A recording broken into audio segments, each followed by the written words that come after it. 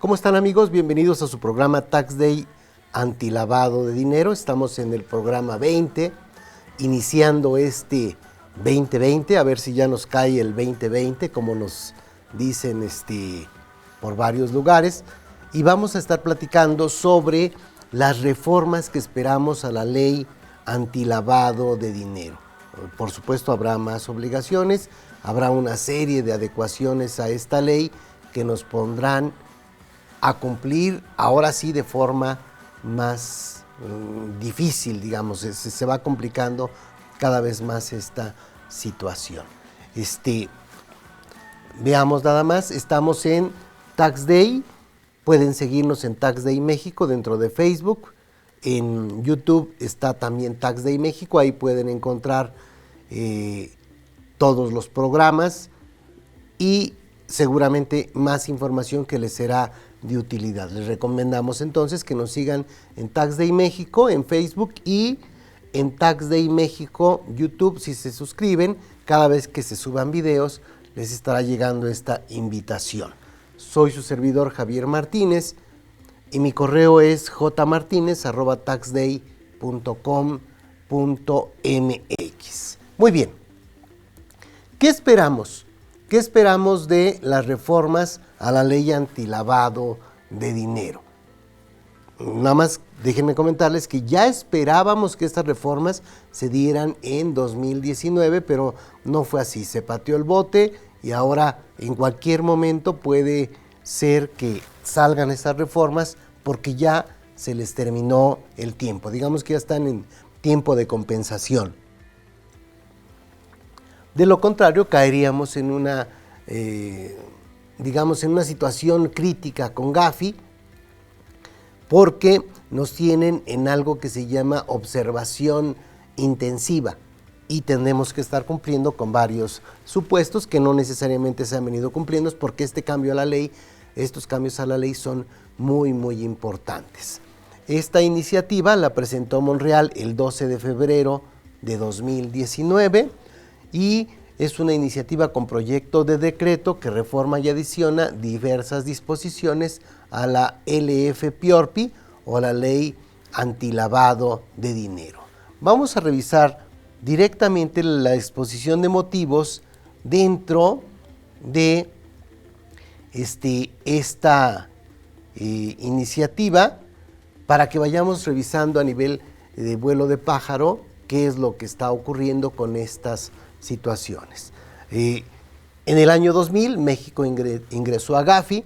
Recuerden que Gafi, digamos que es la organización que cuida el tema de antilavado de dinero a nivel mundial, y nosotros nos obligamos o nos comprometimos a seguir las 40 recomendaciones de Gafi. Entonces, si vemos este punto, nos dice: en el año 2000 México ingresó como miembro de pleno derecho al Gafi. Recuerden que lo que estamos leyendo es la exposición de motivos de esta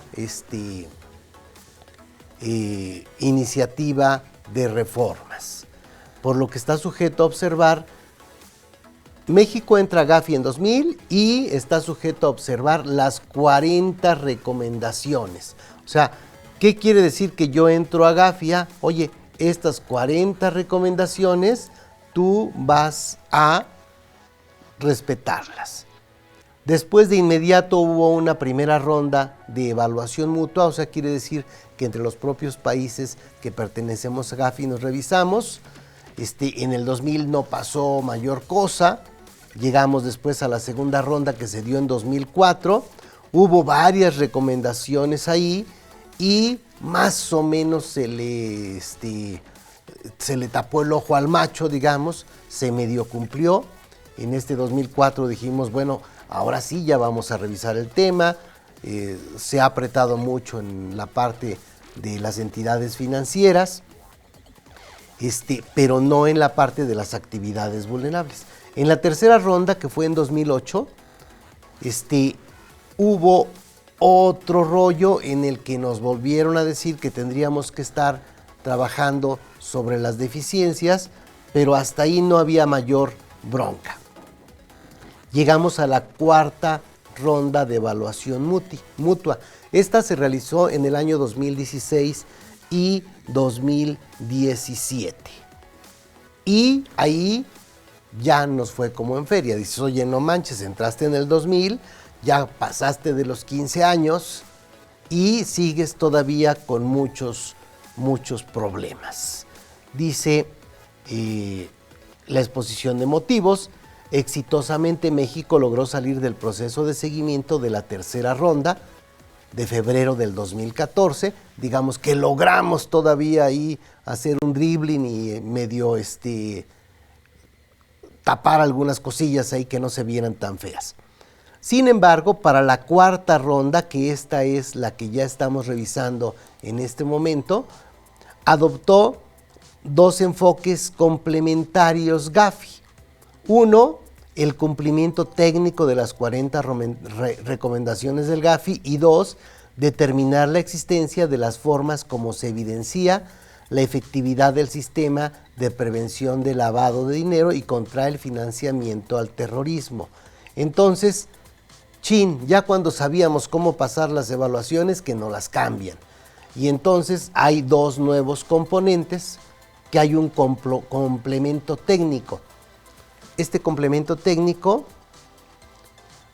nos da 4 posibles niveles de cumplimiento, o sea, de cada una de las 40 recomendaciones, hay una que es cumplida, que es C.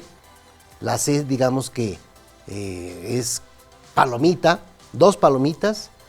Mayoritariamente cumplida es MC, de mayoritariamente cumplida, y bueno, esa pasamos, pero ya no tan bien.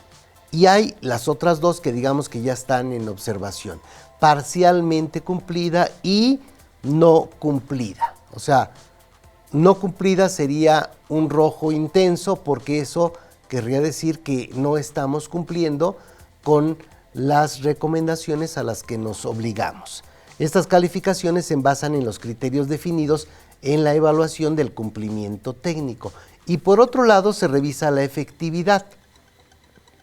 Se trata de evaluar la idoneidad de la implementación de las 40 recomendaciones del Gafi.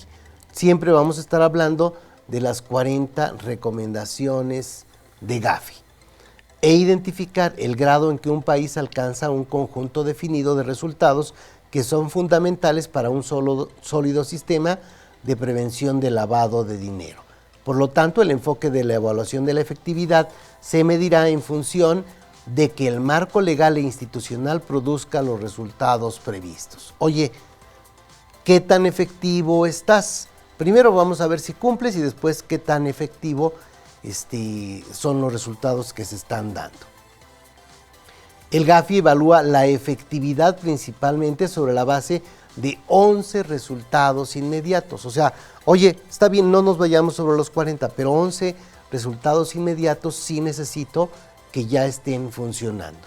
Para cada resultado inmediato existen 4 posibles calificaciones para la efectividad, de acuerdo a la manera en que se abordan las cuestiones fundamentales. Hay algo que sería el nivel alto de efectividad. El resultado inmediato se ha logrado en gran medida y pues son pocas las mejoras que se necesitan. Hay un nivel sustancial de efectividad y aquí el resultado inmediato se ha logrado. Se requieren mejoras moderadas. Pero aquí ya empezamos con otro. Dice, hay un nivel moderado de efectividad. Hasta cierto grado se logra el resultado inmediato, pero se necesitan mejoras considerables. Y que es el que no quisiéramos ver. Aquí estamos, lo ponemos. Nivel bajo de efectividad. No se logra el resultado inmediato o se logra en grado insignificante. Se requieren mejoras fundamentales. Entonces, si vemos algo que sea nivel moderado de efectividad o nivel bajo de efectividad, pues ya tenemos un problema ahí grave. Como resultado del proceso de evaluación de esta cuarta revisión. En enero del 2018 ya nos dieron los resultados y nos ponen ahí con varias deficiencias encontradas. Lo que vamos a ver que necesitamos en la ley son con la idea de mejorar esas deficiencias que se encontraron. En la parte del nivel de calificaciones de cumplimiento técnico. ¿Se acuerdan? Aquí las rojas serían el problema. La recomendación 22 y la recomendación 23, digamos que la recomendación 21, 22 y 23 tienen mucho que ver con la ley antilavado de dinero para las actividades vulnerables fuera de las entidades financieras. Estas tres, en dos estuvimos reprobados y en una medio cumplimos. O sea, dice Gafi, oye, no te hagas, la verdad es que no estás con un cumplimiento técnico adecuado.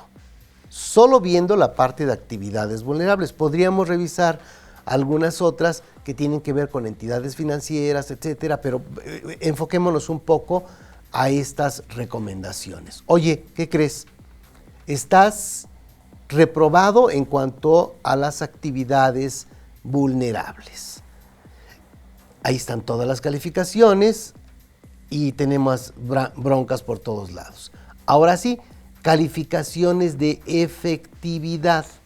Y aquí en la efectividad también tenemos resultados inmediatos que nos tienen en bajo y moderado varios de los puntos. Digamos que son 1, 2, 3, 4, 5, 6, 7 están en bajo y moderado, lo que quiere decir que nada más tenemos 5, 1, 2, 3, 4, 1, 2, 3, 4, 5, 6, son 7 están bajas y sustanciales solo tenemos 5. No nos vemos nada bien en este punto. Nos dicen, oye, si bien las deficiencias identificadas no solo fueron técnicas, sino también de efectividad, lo cierto es que para lograr un mejor resultado de este tipo de evaluaciones, es necesario llevar a cabo modificaciones normativas que permitan cumplir con los estándares internacionales. Por lo tanto, mediante la presente iniciativa se propone integrar diversas figuras que son requeridas para cumplir con estas recomendaciones de Gafi. Ok, a ver, va de nuevo. Yo tengo 40 recomendaciones. Ya en la cuarta vez que me vienen a evaluar, salí bastante mal. Necesito hacer los cambios para que empiece a revertirse este problema. Oye, a ver, veamos aquí, regresamos aquí, dice, las deficiencias identificadas no solo fueron técnicas, sino también de efectividad. O sea, técnicamente estamos mal y en efectividad, por lo consecuente, estamos también, no estamos tan bien. Dice, lo cierto es que para lograr un mejor resultado en este tipo de evaluaciones, o sea, yo necesito un mejor resultado. ¿Cuál debiera ser un mejor resultado? ¿El tener una mejor evaluación o el lograr que ya no se tenga tanto lavado de dinero en México? Porque los números siguen siendo escandalosos. O sea, cuando se hacen análisis de dónde se lava más dinero, México no sale bien librado. O sea, parece como que las cosas no están funcionando bien. Yo pondría que no solo se trata de que se den mejores resultados en la evaluación, sino que también se den mejores resultados en el antilavado de dinero, en la prevención del lavado de dinero y ahora también de financiamiento al terrorismo, que fue algo que nos aceptaron. Oye, ¿tu ley antilavado de dinero no pela al financiamiento al terrorismo? Pues, ¿qué pasó? Pues es que lo quitaron los diputados y los senadores porque cuando se mandó el proyecto de ley al Congreso, se llamaba LFPRP con todo lo que significa y todavía decía al final y financiamiento al terrorismo. En esa vez que se aprobó, le mocharon y financiamiento al terrorismo, porque decían, oye, pues ya con recursos de procedencia ilícita automáticamente está incluido el financiamiento al terrorismo, lo cual no necesariamente es cierto, ya que puede haber recursos que no son de procedencia ilícita, pero que sí estén financiando al terrorismo, y entonces ahí se provoca otro problema. Veamos qué nos dice específicamente del financiamiento al terrorismo, que es un punto en el que se hizo mucho hincapié.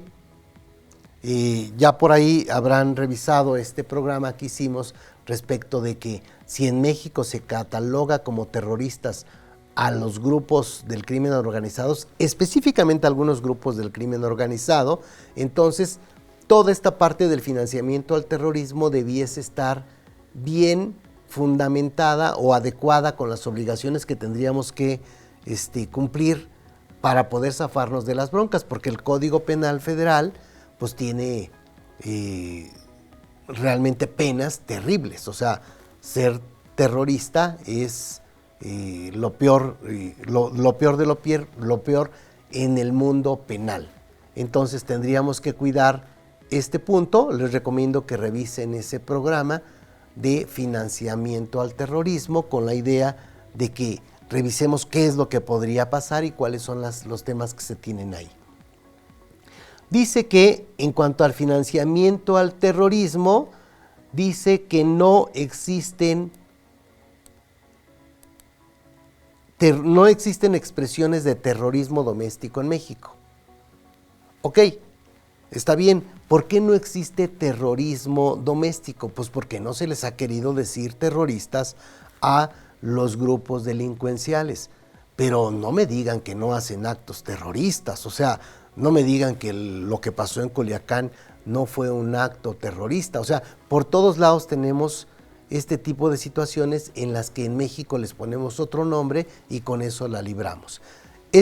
Parte de que no existen expresiones de terrorismo doméstico en México, por supuesto que está en tela de juicio, y eso nos lleva a que se debiera tomar más cuidado con este tema.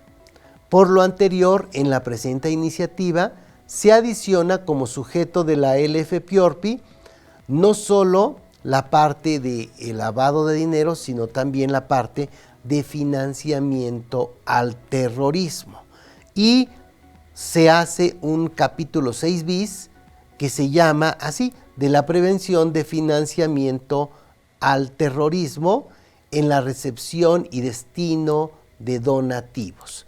Las donatarias van a tener todavía más obligaciones porque se presume que el dinero para financiar al terrorismo se da por este tipo de instituciones. O sea, hay una entidad que recibe donativos del extranjero. Estos donativos del extranjero, la verdad es que vienen etiquetados para financiar a un grupo terrorista, y entonces se tiene que tener mucho cuidado con eso. Les han pegado mucho a las donatarias. Realmente tenemos ahí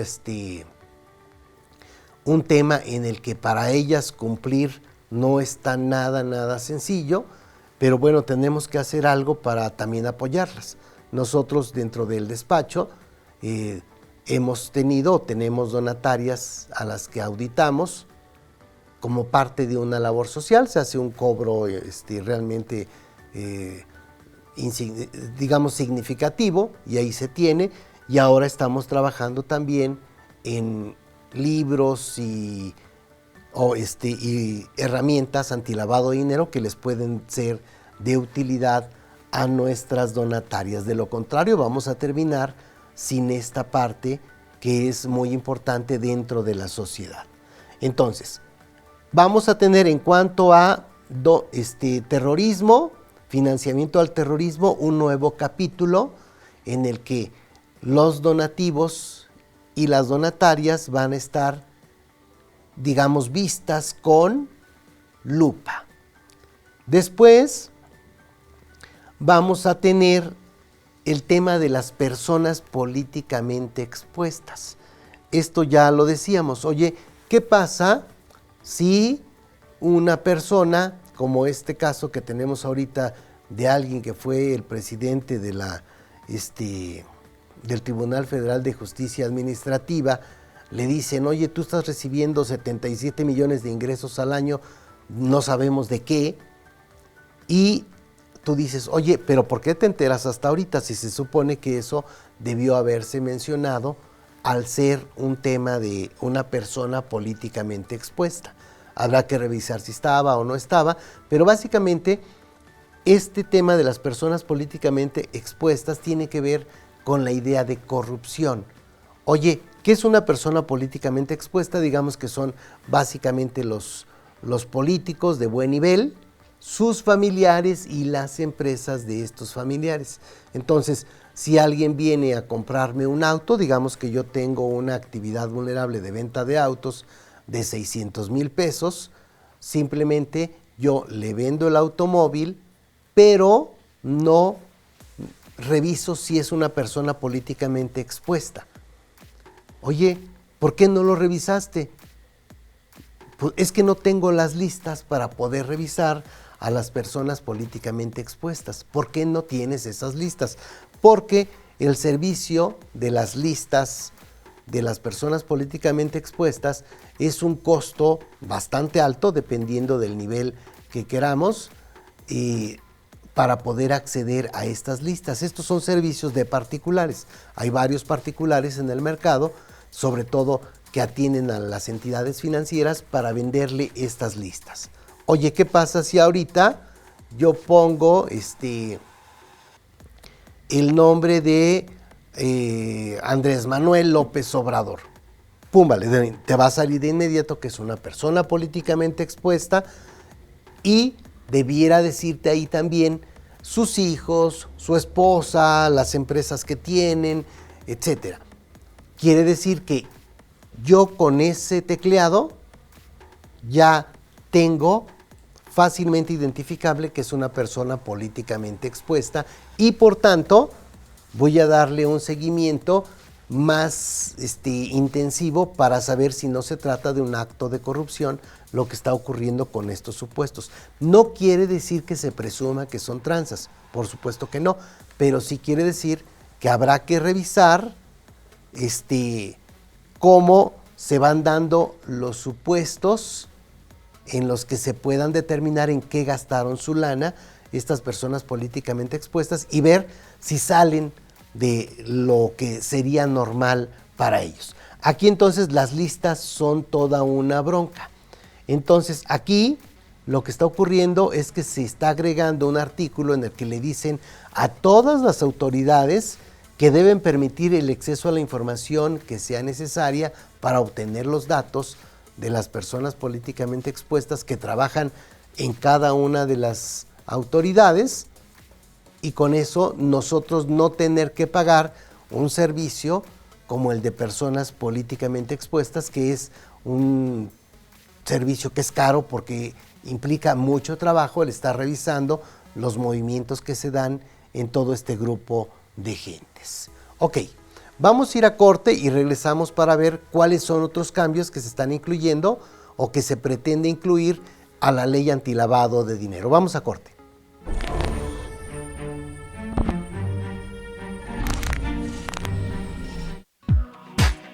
¿Realizas actividades vulnerables antilavado de dinero?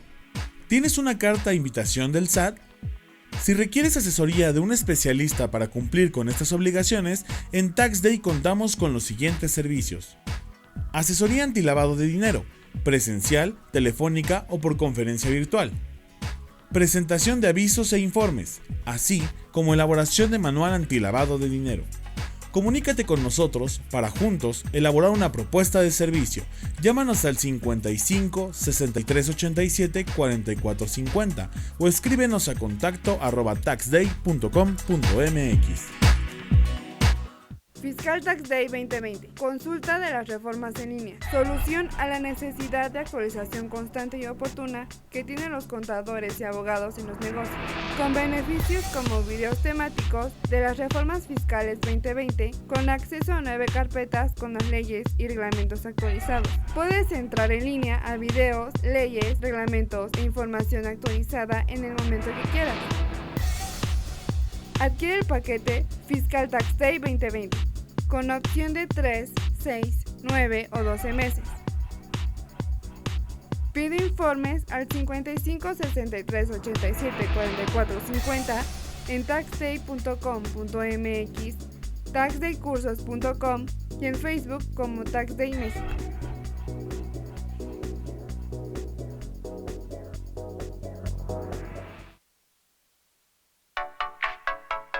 IMEFI tiene para ti la conferencia Los 7 pecados fiscales por omisión del empresario, en donde los expositores te contarán con casos reales el impacto de las reformas fiscales en el mundo empresarial.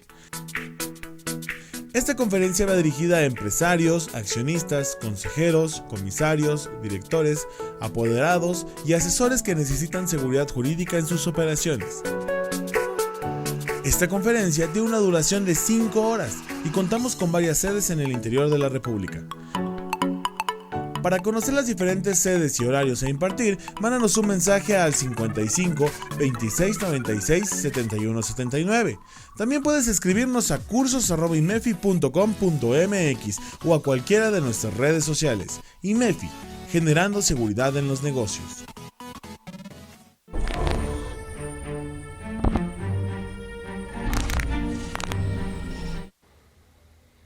Bien, otro de los temas que son relevantes para los cambios que va a tener la ley antilavado de dinero en el 2020 es el tema del enfoque basado en riesgo.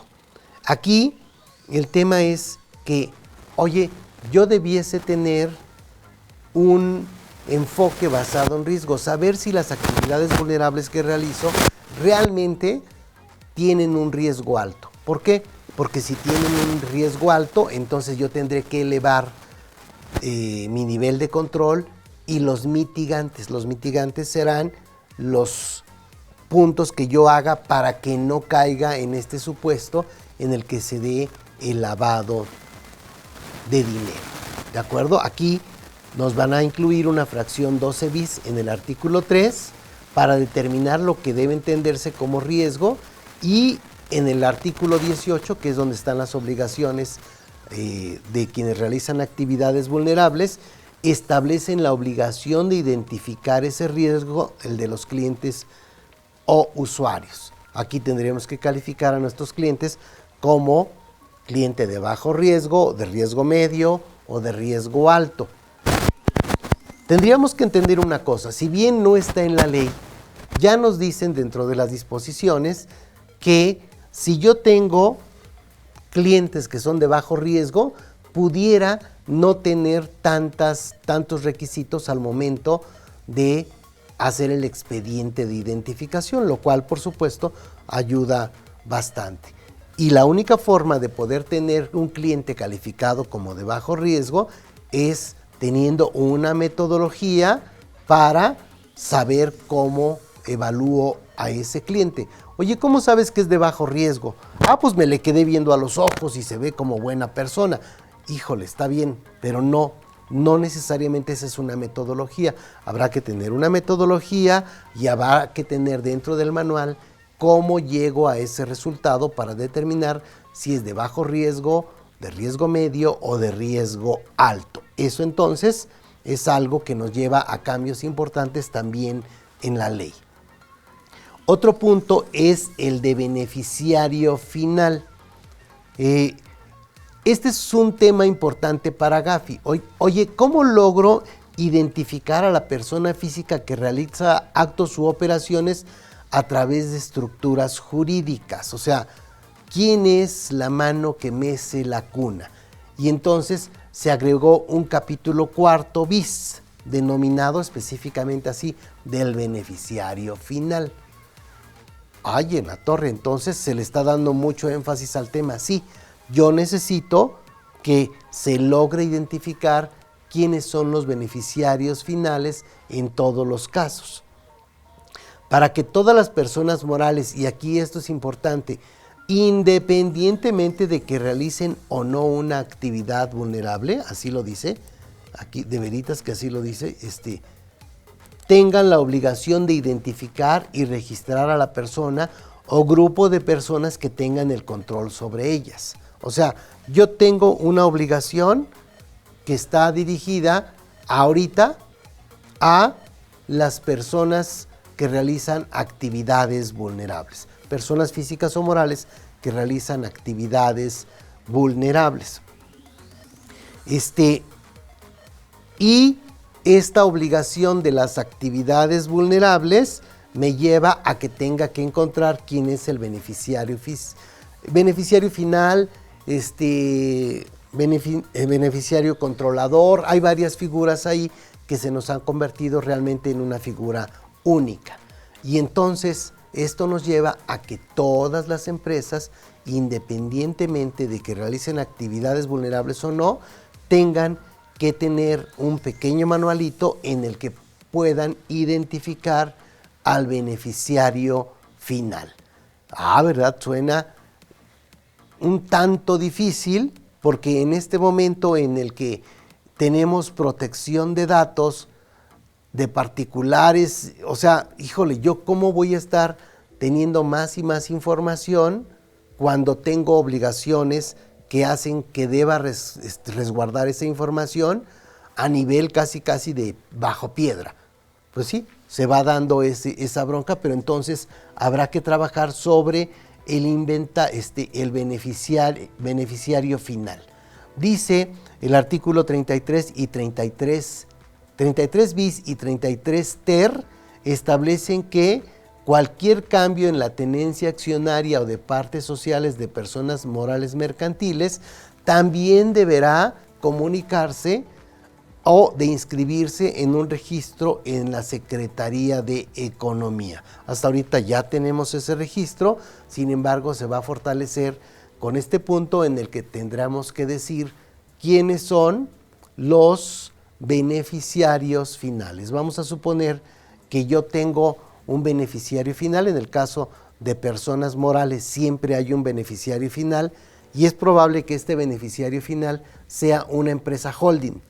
Bueno, si yo quisiera saber quiénes son los accionistas de la holding, tendría o podría ir a este registro para poder determinar o saber ahí quién es el beneficiario final allá a más escalones, porque se pueden poner estructuras en las que no se pueda llegar a saber quién es la persona física beneficiada porque está varios escalones adelante. Esto nos lleva entonces a cambio importante. Recuerden que la Secretaría de Economía puede revisar la parte de sociedades mercantiles. Sin embargo, la parte de las personas morales civiles, esa no compete a nivel federal, compete a nivel estatal y entonces se deberá revisar qué van a hacer estado por estado para que se determine quién es el beneficiario final dentro de las sociedades civiles, asociaciones civiles, etcétera. Entonces aquí habrá que cuidar también la parte de los porcentajes. Nos dicen que el beneficiario final es aquel que tiene más del 25% del capital. Actualmente, como está en la ley, dice más del 50% y entonces lo están limitando para llegar a un porcentaje similar al que ya tienen en las entidades financieras. Ok, vamos a ver otro punto que nos lleva a los cambios en la ley antilavado de dinero de operaciones sospechosas. Déjenme revisar, tenemos unas preguntas de nuestros participantes. Luis, nos pregunta Luis, que cuándo pensamos que puedan entrar estas disposiciones en la ley, ¿cuándo se pueden dar estos cambios? Luis, no está sencillo saber cuándo. Nosotros esperábamos que fuese antes de cerrar el año, sin embargo no fue así, lo cual está bien porque son tantos cambios que la gente no se daría cuenta de todo lo que se está cambiando en la ley y que le puede repercutir no solo a quien realiza actividades vulnerables, sino prácticamente a todas las empresas. Entonces, eso sería viable. Pero como decíamos, como salimos mal evaluados en la cuarta evaluación que nos hizo Gafi, estamos en algo que se llama observación intensiva. Esta observación intensiva tiene una revisión en el mes de enero. O sea, en este mes de enero 2020 van a venir nuevamente de Gafi para decir, oye, ¿cómo vas? Te dejé todas estas tareas, estás mal en todo esto, dime qué has hecho. Ah, ya logré algo sobre la parte de congelación, de cuentas congeladas cuando se trate de lavado de dinero, ya logré algo por aquí, por allá, pero oye, ¿y los cambios a la ley? Ah, esos ya merito. Fíjate que ya los revisamos o ya los metimos. Entonces es muy probable que incluso dentro del propio mes de enero se puedan ya incluir a discusión para poder decirle a Gafi de veritas que ya estamos trabajando. Entonces pudiera ser antes de lo que planeamos. También nos preguntan ¿qué onda con el PAR? Pues sí, el PAR el PAR es el programa de autorregularización de actividades vulnerables que tiene vencimiento en el mes de febrero del 2020. Recuerden que una vez que la fecha de inscripción venció, se tenían 6 meses y esto vence en el mes de febrero del 2020. Tendríamos, y en este momento ya, que estar pensando en terminar a todo lo que nos comprometimos en este programa de autorregularización. También tendríamos que revisar que se tenga toda la información, incluyendo el manual, los avisos presentados, los informes, la información que debe tenerse, los expedientes de los clientes, los expedientes de las actividades vulnerables. Es un arduo trabajo. No está tan sencillo que cumplir, y si no cumplieron o no han venido cumpliendo en esos 6 meses que tuvimos de plazo, tendrán que hacerlo ahorita en muy poco tiempo. No lo dejen. O sea, valdrá la pena que a partir de mañana, a partir de hoy, estén cuidando cómo va ese proceso de la autorregularización, porque se nos están yendo los tiempos. El programa de autorregularización en realidad no fue todo lo bueno que se esperaba. Solo se inscribieron del orden de 10,000 empresas, cuando hacían cálculos y decían es que van a entrar 300,000 empresas, y no, entraron solo 10,000. Pero estas 10,000 que entraron van a tener ya que cumplir bien. Y por supuesto quedan blindadas y no tendrán problemas de multas, tendrán muchos beneficios por haberse incorporado al programa, pero tienen que cumplir en tiempo. Por supuesto, si alguien quisiera entrar a este programa, ya no se puede, o sea, se dio en su oportunidad, y una vez que se cerró la puerta, ya nadie más pudo entrar al programa de autorregularización. Muy bien, regresemos. ¿Qué otro punto tenemos como punto que es importante para los cambios en la ley antilavado de dinero? Son las operaciones sospechosas. Oye, a ver, espérate. ¿Qué pasa con las operaciones sospechosas? Sí, o sea, oye, yo sospecho que este cuate podría estar lavando dinero. De acuerdo. Y, o sea, ¿qué más puedes hacer? O sea, no necesariamente tienes la obligación de presentar un aviso 24 horas, o sea, se está dando alguna limitante ahí en la que no necesariamente queda claro. Dice en este punto, si bien la ley no pretende que los particulares se conviertan en policías o investigadores de delitos, lo que sí busca es que las autoridades competentes obtengan información útil que permita prevenir y combatir el lavado de dinero. Por ello se agrega un segundo párrafo a la fracción sexta del artículo 18 para que quienes realizan actividades vulnerables puedan informar a la autoridad competente cualquier irregularidad que identifiquen en la realización de los actos u operaciones que llevan a cabo, incluso si éstas no se concluyen, pero hubo intención de realizarlas mediante la presentación de avisos 24 horas. Estos ya los tenemos dentro de las reglas de carácter general. Tenemos incluso unas listas por cada actividad vulnerable de cuál es algo que se considera sospechoso. Pero dice Gafi, oye, no inventes, lo tienes hasta tus reglas, mándalo como una obligación dentro de la ley. Está bien, si quieres, vente, ponlo en la ley a nivel enunciativo y llévatelo al reglamento, pero no me lo dejes hasta las reglas de carácter general, y entonces ahí tendríamos estos avisos 24 horas por operaciones sospechosas.